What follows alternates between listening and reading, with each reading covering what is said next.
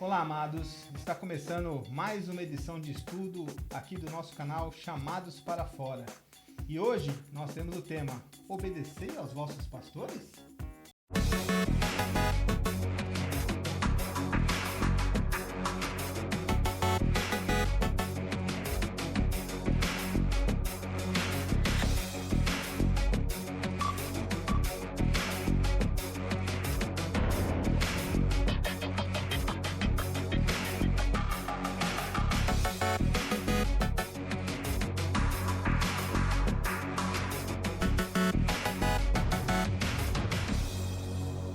Vamos ver em que lugar das Escrituras os líderes religiosos se apoiam para confirmar a autoridade e domínio sobre as pessoas na igreja. Obedeçam os vossos líderes e submetam-se às autoridades deles. Eles cuidam de vocês como quem deve prestar contas. Obedeçam-lhes para que o trabalho deles seja uma alegria, não é? E não um peso, pois isso não seria proveitoso para vocês. Acredito que muitos ainda não entenderam o texto de Hebreus 13:17. Será que esse versículo se refere à obediência ao pastor ou líder de uma denominação religiosa?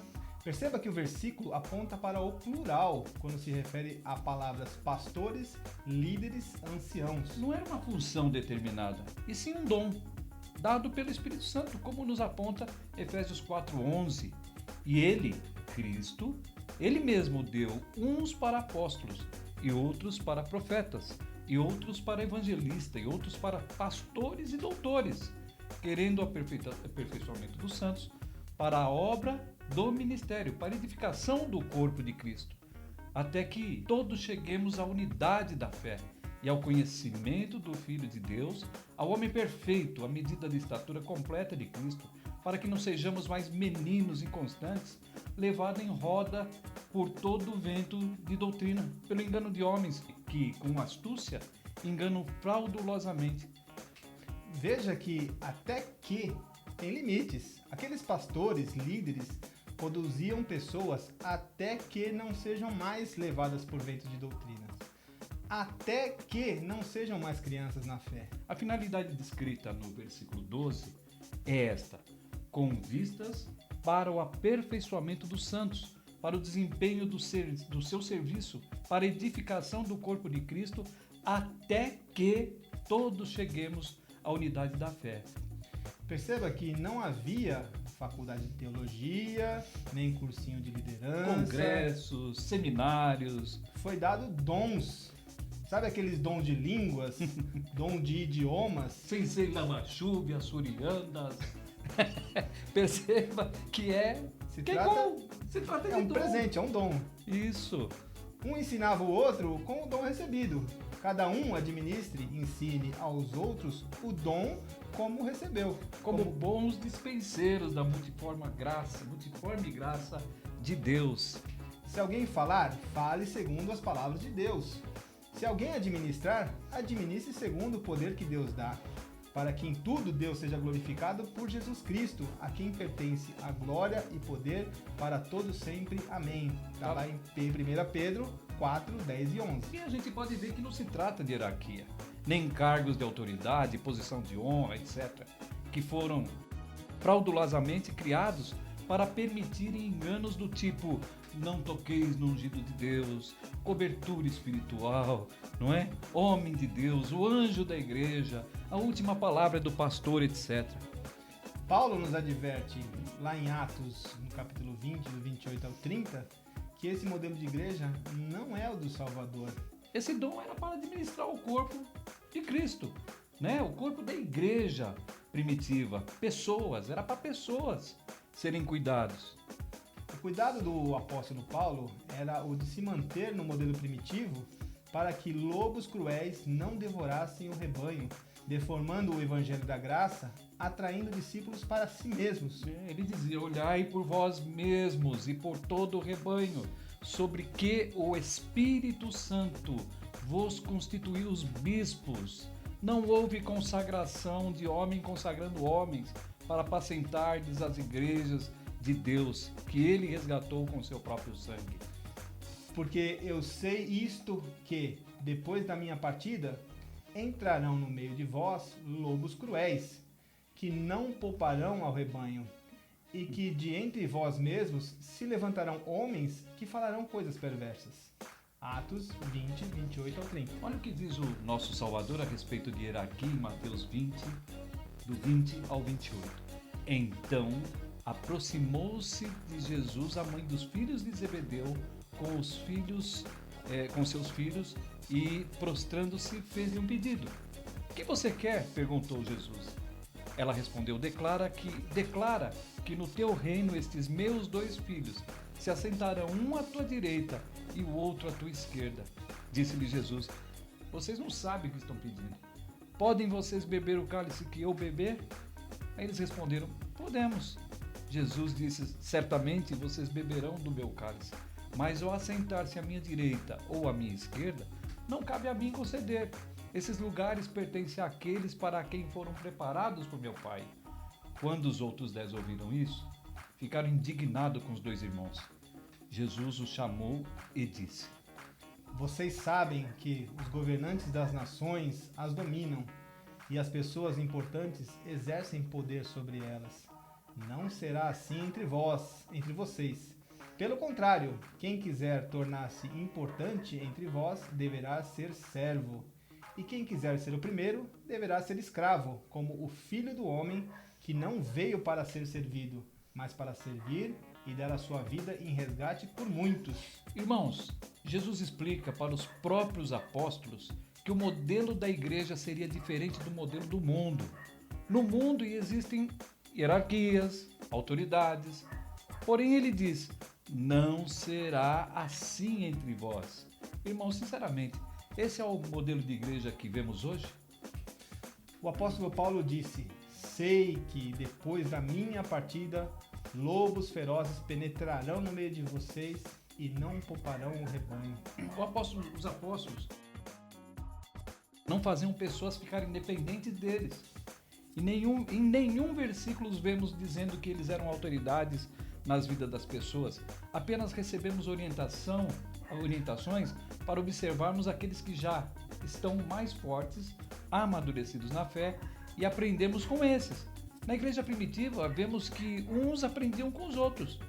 Os mais velhos na fé, não neófitos, eram chamados de presbíteros ou bispos, pois eles tinham a incumbência de, quando consultados, ensinarem com vistas para o aperfeiçoamento dos santos. Veja esse propósito em Tito 1,5. Por esta causa te deixei em Creta, Tito, para que pusesses em ordem as coisas restantes, bem como em cada cidade constituísses presbíteros.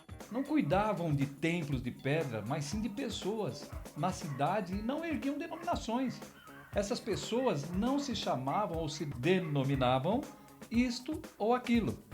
Todos eram presbíteros, ou seja, zeladores, condutores de pessoas. A palavra ancião, ora se refere ao ancião de idade avançada, ora se refere à pessoa amadurecida na fé. Em 1 Pedro 5,1, Pedro diz, aos presbíteros que estão entre vós, admoesto eu, que sou também presbítero com eles, e testemunha das aflições de Cristo e participante da glória que se há de revelar. É interessante, né, que Paulo também diz, eu também sou presbítero com eles, não é? Semelhantemente, vós jovens, sede sujeito aos anciãos, aos presbíteros, e sede todos sujeitos uns aos outros, revestidos de humildade, porque Deus resiste aos soberbos, mas dá graça aos humildes. Lá em Tiago 5,14, ele declara, está alguém entre vós doente? Chame os presbíteros da igreja. Os anciãos da igreja. E orem sobre ele, ungindo-o com o azeite em nome do Senhor. Perceba que não havia um líder inquestionável, não é? Mas sim pessoas mais entendidas, mais maduras no evangelho, que orientam as outras para crescerem e também poderem orientar outras em um crescimento constante, tendo Jesus como cabeça e único pastor. O bom pastor dá a vida pelas ovelhas. Isso está escrito lá em João 10:11. As minhas ovelhas ouvem a minha voz, eu as conheço e elas me seguem. João 10, 27. Porque há um só Deus e um só mediador entre Deus e os homens, Jesus Cristo homem. 1 Timóteo 2:5. Podemos concluir que nesse texto de Hebreus 13, os pastores, líderes, etc., citados nesta passagem, não são os mesmos que o sistema religioso atual nos ensina, não é isso?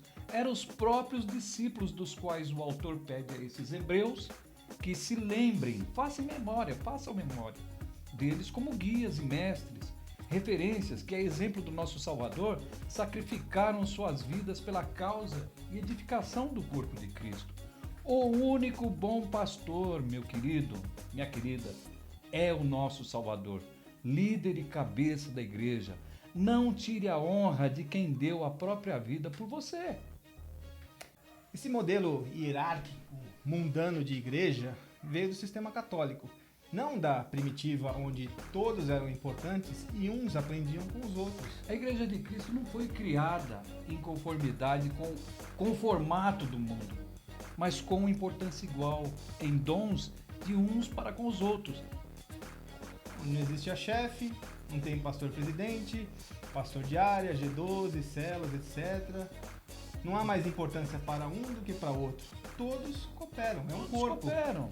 Devemos sempre analisar o que é dito pelas pessoas, mesmo sendo mais esclarecidas, presbíteros, para sabermos se estamos sendo orientados segundo o Evangelho da graça de Cristo, para não imitarmos práticas de falsos mestres. Amados e queridos, a história da igreja estava sendo escrita por cartas vivas na vida dos nossos queridos discípulos, apóstolos, anciãos, mestres, doutores, com dons dados pelo Espírito Santo desde o dia de Pentecostes, quando reunidos no mesmo lugar em Jerusalém, foi derramado dons aos homens que ali estavam. Isso ficou registrado nas Escrituras para o nosso proveito. Esse modelo que aí está, o das Escrituras, foi o do tempo apostólico da igreja primitiva. Hoje temos acesso às Escrituras, não é? Podemos lê-las. E não há necessidade que homens com esses títulos nos ensinem, porque as Escrituras, nos ensina que temos a unção do Espírito Santo e não há necessidade de que alguém nos ensine.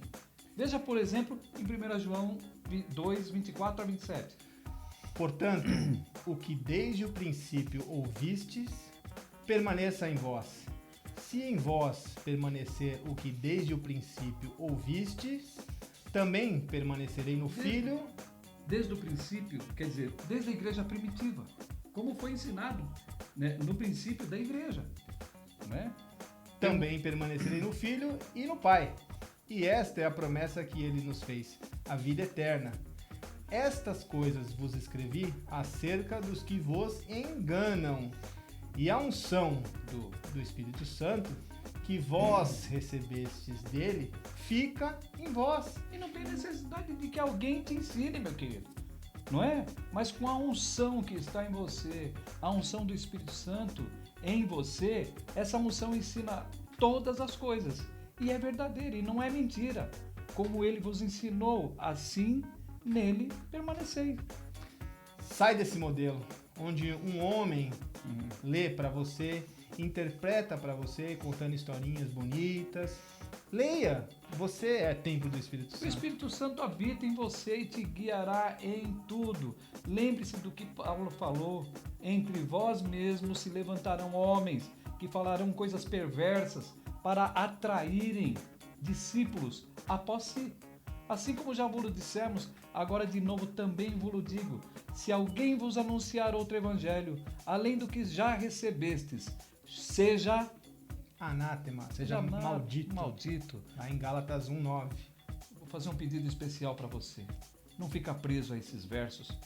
Para melhor entendimento, ao invés de vocês buscarem esses sacerdotes, que constam histórias do tipo Davi derrubou Golias e assim como Davi fez, você vai fazer também. Leia o Novo Testamento com atenção e com auxílio de dicionário.